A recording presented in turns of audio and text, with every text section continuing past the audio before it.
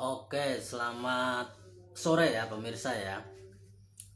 Pada kesempatan kali ini, saya ingin menyampaikan satu tema tentang kesepian, cara mengatasi kesepian. Ya, kemarin saya sudah bikin artikelnya dan ini sebelum saya bikin videonya, maka saya bikin videonya ya.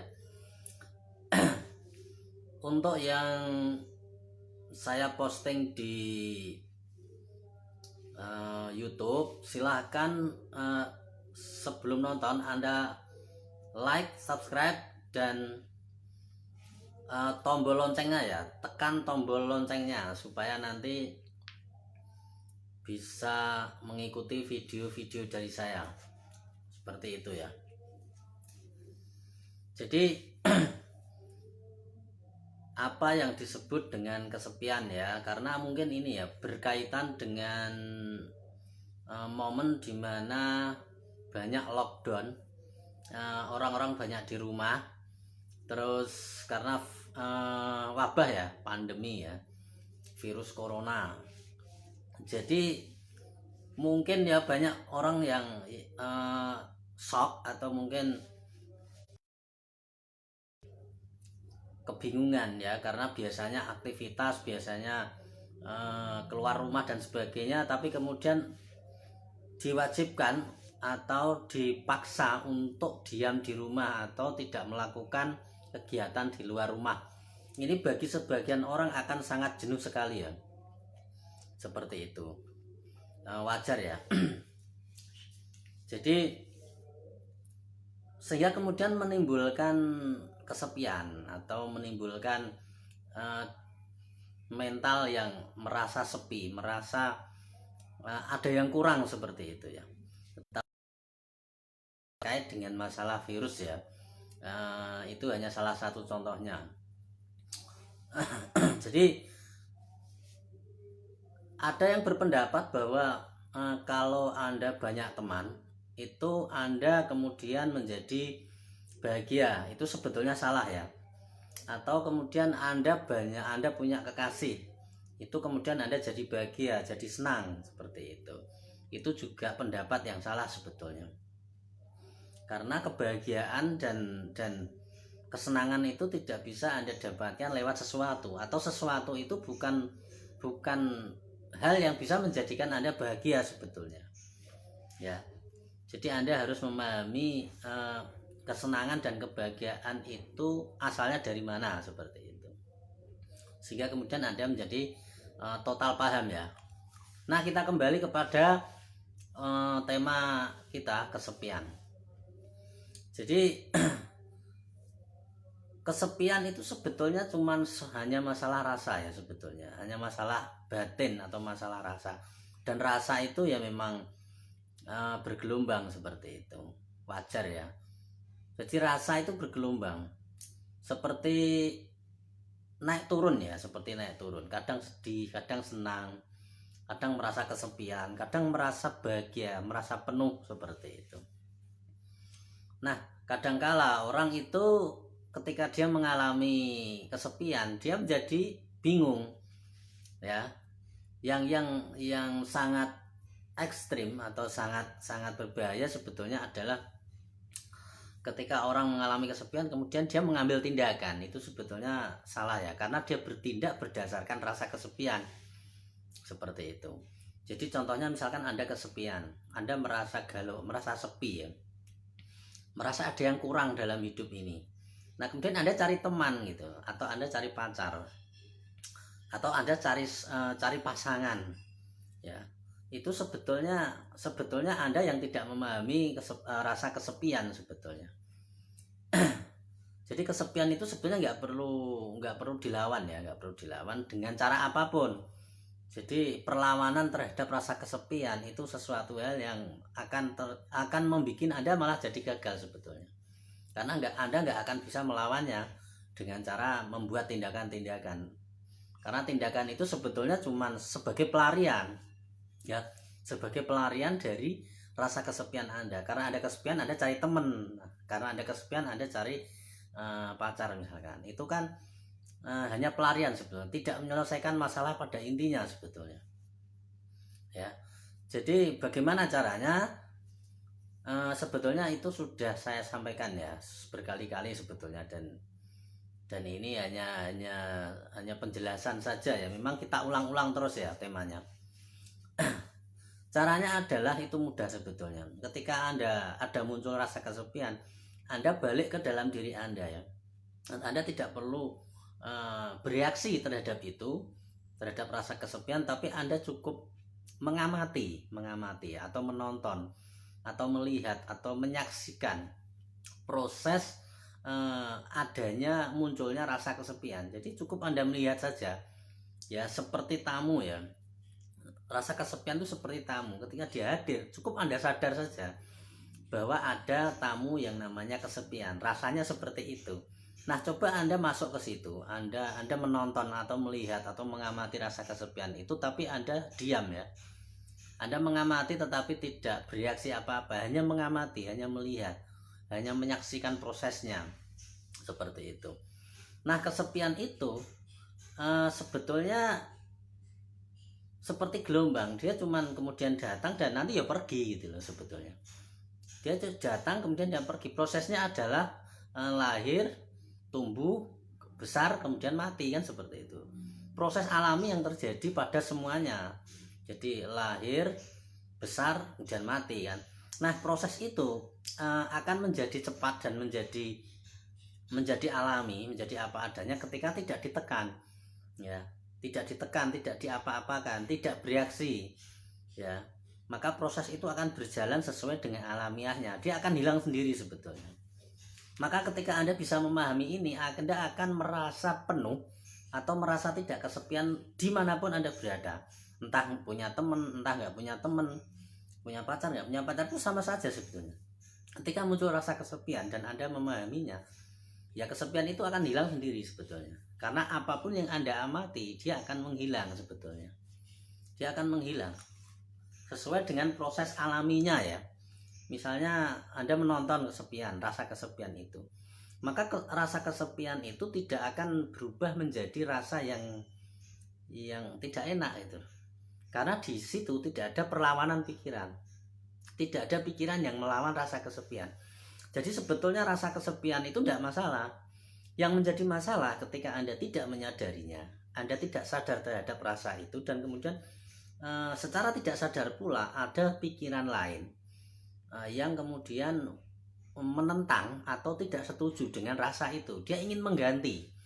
Jadi konsep dari pikiran itu, dia selalu ingin mengganti saat ini dengan masa depan yang, karena pikiran itu menganggap masa depan itu ideal gitu loh, sekarang itu jelek.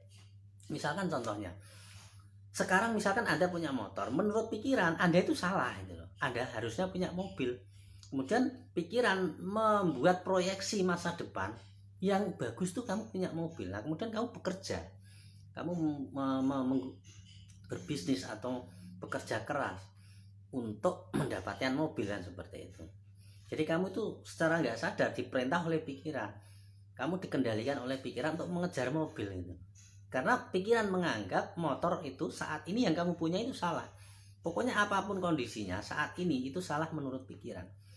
Mau kamu punya duit, mau nggak punya duit, mau kondisimu baik-baik saja, mau kondisimu kurang baik, menurut pikiran itu tetap sama, itu tetap salah. Makanya pikiran itu selalu membuat sesuatu hal itu yang ideal, dan ideal itu nggak saat ini, dia di masa depan. Nah, kemudian ketika Anda sudah berhasil mendapatkan mobil, ketika Anda sudah mendapatkan mobil itu nggak lama ya, paling 1 bulan. Senengnya punya mobil, bahagianya punya mobil itu paling-paling 1 bulan. Setelah itu Anda galau lagi, pikiran akan membuat rencana lagi, pikiran akan mengompori Anda lagi untuk bahwa Anda itu salah, punya mobil ini tuh salah itu. Harusnya yang merek A gitu loh, jangan yang ini. Nah gitu loh. Kemudian terus begitu ya, nggak ada selesainya. Pikiran itu selalu membuat masa depan terus ya, untuk Anda kejar maksudnya ya. Pikiran itu selalu membuat masa depan yang dianggap ideal untuk Anda kejar, sebetulnya itu ya. Jadi makanya kemudian orang-orang yang mohon maaf ya, yang selalu menggunakan pikirannya atau selalu memanfaatkan pikirannya, maka mereka selalu akan bergerak untuk maju terus ya. Misalkan gini contohnya, Anda punya usaha kecil misalkan, Anda akan bergerak supaya Anda punya usaha besar, punya pabrik. Anda sudah punya pabrik, maka Anda akan punya impian punya 5 pabrik. Anda akan mengembangkan itu terus ya. Anda akan mengembangkan itu terus 5, 10 sampai kalau perlu 50 pabrik ya. Anda akan berusaha seperti itu terus ya, seperti itu, mengembang terus ya, maju terus seperti itu. Itulah pola-pola dari pikiran, dan itu sebetulnya tidak salah ya. Itu tidak salah sebetulnya, memang kerja pikiran itu seperti itu. Yang salah adalah ketika Anda nggak menyadarinya, Anda nggak sadar di situ ya, Anda nggak sadar. Itu nggak salah, tapi kalau Anda nggak sadar, maka Anda akan terjebak di sana sebetulnya, karena Anda menganggap saat ini itu salah gitu ya. Yang benar itu sebuah proyeksi yang tidak ada di masa sekarang, yang belum ada atau yang tidak ada, yang itu dijadikan sebuah masa atau sesuatu yang ideal gitu. Nah, kalau orang yang sudah mengalami kesadaran bagaimana konsepnya? Berbeda ya, agak berbeda sedikit. Mungkin prakteknya sama tapi agak berbeda ya. Berbedanya bagaimana? Contohnya gini. Orang yang sudah clear dengan pikirannya, orang yang sudah mengalami kesadaran, dia akan berpikir bahwa sekarang itulah perfect gitu. Sekarang itu perfect. Sekarang itu ya sempurna itu nggak ada, sempurnanya ya saat ini gitu. Saat inilah yang paling sempurna. Contohnya misalkan Anda sekarang itu punya motor, ya itulah paling sempurna saat ini untuk saya. Anda punya kebenaran misalkan, yang Anda pegang, yang Anda yakini, yang Anda tahu sekarang, itulah kesempurnaan saat ini gitu. Jadi misalkan Anda punya pengalaman gitu ya, punya pengalaman atau belajar satu ilmu, atau Anda punya pengalaman spiritual ya, sampai ke tingkat level Z, sampai ke tingkat level B gitu. Kemudian Anda melihat orang yang pencapaiannya sampai level E misalkan, ya Anda nggak ingin apa-apa dari situ. Anda nggak ingin tertarik untuk, wah saya kok B ya, dia kok E. Nggak seperti itu ya kalau orang berkesadaran. Kalau orang sudah mengalami kesadaran, dia akan selalu menganggap bahwa saat ini bagi dia, untuk dirinya itu yang paling sempurna. Sekarang itu perfect saya itu ya sampai mencapai kebenaran tingkat B gitu. Itulah kesempurnaan saya. Cuma saya tidak menolak kesempurnaan di level berikutnya misalkan. Nah, ada yang lebih tinggi misalkan E gitu ya, atau D gitu. Tetapi dia tidak ingin ke situ gitu loh. Karena dia menganggap sekarang ini paling sempurna, saat inilah yang perfect gitu. Nah, untuk bergerak maju bagaimana? Nah, orang berkesadaran untuk bergerak maju, dia juga bisa maju gitu loh. Bukan berarti orang yang perfect saat ini terus nggak ngapa-ngapain gitu ya. Saya udah sempurna, udah sangat sempurna, ya sudah saya nggak ngapa-ngapain, kan sudah sempurna. Nggak seperti itu ya. Tetap orang hidup itu harus bergerak maju ya. Nah, cuman beda konsep ya. Bergerak maju, tetap dia bergerak maju. Contohnya gini, kita menganggap bahwa diri kita saat ini adalah sempurna ya, dengan apa adanya sekarang itu sempurna. Tetapi kita juga harus bergerak maju untuk mengalami kesempurnaan yang lain gitu loh maksud saya. Jadi bedanya orang kesadaran sama yang belum mengalami kesadaran berbeda ya. Kalau orang yang belum berkesadaran sekarang itu nggak sempurna, karena dia dipermainkan pikiran. Sempurnanya ketika punya A gitu, sebenarnya dia mengejar. Nah, kalau orang berkesadaran sekarang ini sempurna, perfect itu sekarang. Nah, tetapi saya harus maju ke sana karena saya ingin mengalami kesempurnaan yang seperti itu. Lah, seperti itu. Jadi bergeraknya berbeda ya, dari kesempurnaan menuju kesempurnaan, menuju kesempurnaan, menuju kesempurnaan. Berbeda dengan orang yang tidak mengalami kesadaran ya. Dari ketidaksempurnaan dia ingin kesempurnaan. Nah, seperti itu ya. Tetapi kesempurnaan yang dicapai itu menjadi ketidaksempurnaan lagi ketika orang tidak mengalami kesadaran seperti itu. Jadi beda ya. Maka yang terjadi ketika orang gagal, ketika orang yang sudah mengalami kesadaran dia mengalami kegagalan, dia tidak masalah gitu. Karena bagi dia saat ini juga sempurna, gagal pun tidak masalah seperti itu. Tetapi orang yang belum berkesadaran ketika dia mengejar misalkan pengen punya mobil dan dia nggak mendapatkan itu, maka dia akan kecewa gitu. Efeknya di sana ya, efeknya adalah kekecewaan gitu. Nah makanya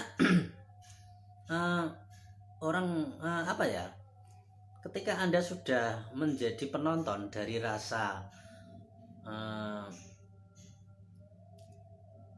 rasa atau gelombang yang ada di dalam diri Anda ya, contohnya tadi ya, rasa kesepian, maka kesepian itu bukan masalah. Itu kesepian itu bukan masalah, jadi tidak ada konflik di dalam ya, mau Anda kesepian, mau Anda tidak kesepian, mau Anda posisi dalam keadaan apapun, punya perasaan apapun, tidak masalah ya, seperti itu ya. Contohnya ketika misalkan Anda, karena gini ya, orang yang sudah bisa menonton atau bisa mengamati dirinya, maka atau jadi pengamat ya, maka ketika muncul rasa kesepian ya, dia tidak ingin mengubah rasa kesepian tersebut menjadi tidak sepi gitu, karena dia menerima rasa itu ya, betul-betul menerima rasa kesepian itu apa adanya. Dia tidak ingin mengganti, dia tidak ingin merubah, dia tidak ingin menilai. Kesepian ya kesepian itu.